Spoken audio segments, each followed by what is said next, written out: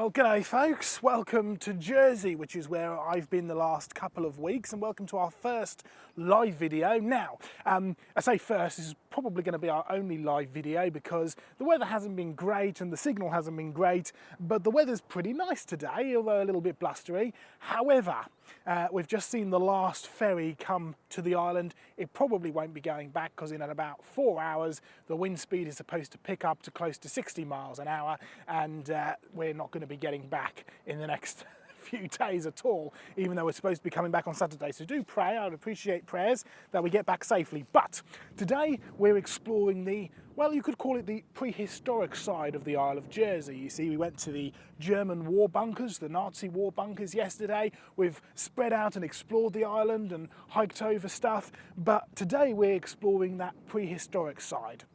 Now, a little bit earlier, when it was chucking it down, we visited one of the largest and most important Neanderthal sites in Europe, and certainly the most largest and important in the British Isles, which is down on the other side of the island in one of the large excavated areas and caves where they found loads of Neanderthal skeletons. We'll talk a little bit more about Neanderthals, and by the way, be sure to join us tomorrow for Creation Conversations. We're dealing with the question of how many different species of human are there, and that shall be a fascinating study, and we've been filming stuff all around which we'll bring to you tomorrow, and then eventually it will go out on our YouTube channel. But I thought today, just come have a look over here because I'm going to take you into one of these prehistoric sites, into actually a grave, a burial chamber. So if you come with me just down this way, you can see here it is. Now, conventionally, this is dated to almost 6,000 years ago.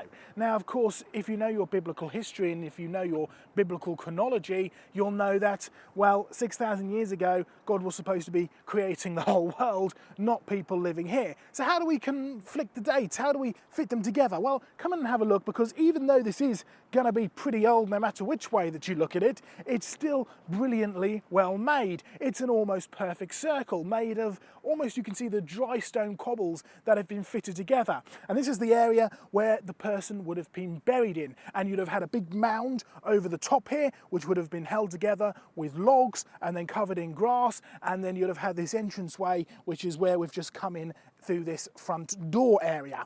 Now, when this was excavated in the 1920s, they didn't find a body, so we don't know what happened to that. It may have been excavated at a much earlier time.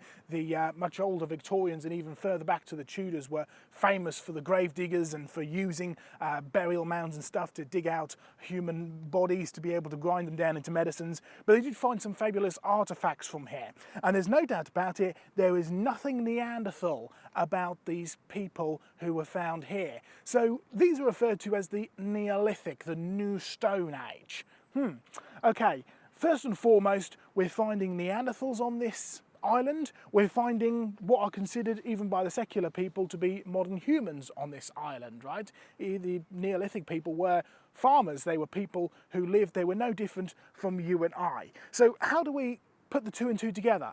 Well, we've been exploring this island, we've been looking at Neanderthal sites, we've been looking at prehistoric sites, Neolithic sites like here, and we've also been looking at the many artifacts. Now, one of the amazing things that you find about Neanderthal is that no matter where you look, no matter what you look at, everything seems to match up with them being human. You see, the history of Neanderthal is fascinating. They were first found in the Neander Valley, which is in Germany, which is of course where they get their name from. And the Neander Valley itself was named after a hymn writer who sang that wonderful song, Praise to the Lord, the Almighty, the King of Creation. Wonderful song.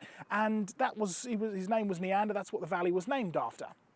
And the first Neanderthal skeleton that was found there, it was promoted, particularly by people like Huxley, Darwin's bulldog, right? It was suggested that these people were somewhere in man's evolutionary history. So the idea that you have an ape-like ancestor evolving into modern man, and Neanderthal was somewhere in the middle there. Not quite human, not quite ape, but somewhere in the middle.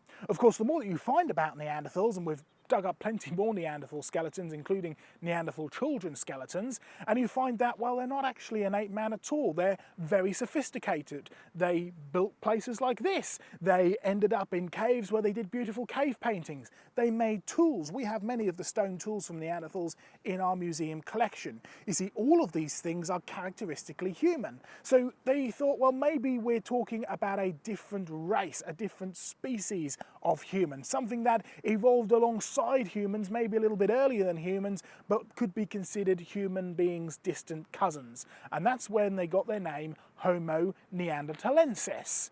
Now, if you look at modern secular academic writings, you'll find that Homo neanderthalensis is not really used much anymore. What you'll actually find is that most Neanderthal skeletons are named the same as human beings, Homo sapien.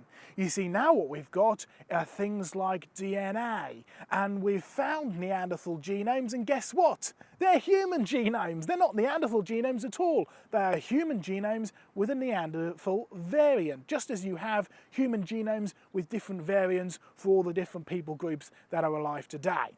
So even scientifically, as well as from the archaeological sites that we find and the things that we explore, we find that Neanderthals are indeed human beings. They have a human genome, they have an interesting variant, and that variant can be found in people particularly from Northern Europe today. But just as we have different variants within people's DNA today, they're just a human being with a different variant. They make stone tools, sophisticated stone tools, things that require human intellect to be able to do. They do cave paintings. We know they buried the dead, so they had forms of art, they had forms of religion. We know that they had a hierarchy in society, so they had a form of governance. All of these things are uniquely human. So first and foremost, Neanderthals, from whatever you look at, from the artifacts that we've been looking at, from the sites that we've been digging up, from the artifacts that we even have in our own museum collection, Neanderthals are just human beings. In fact, they were bigger, stronger, and cleverer human beings. They had larger brain spaces than we do today.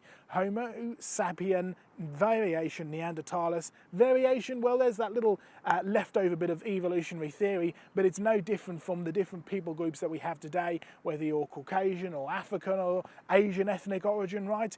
Different races that go back to that Tower of Babel, which all go back to that one man, Adam, one blood, as the Bible says in the book of Acts.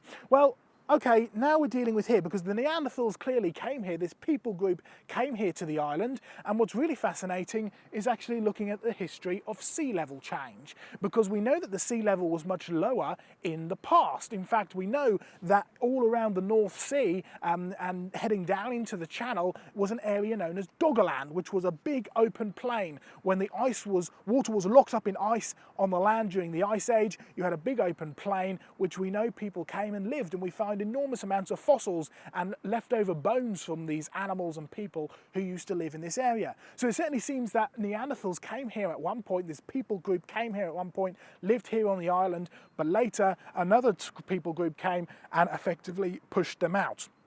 And that's what we call the Neolithic, the newer people, the newer stone people who came in and built these and farmed and lived on the island. You see, if you want to get a biblical picture, you have to start thinking starting from Scripture. In the beginning, God created and everything was very good.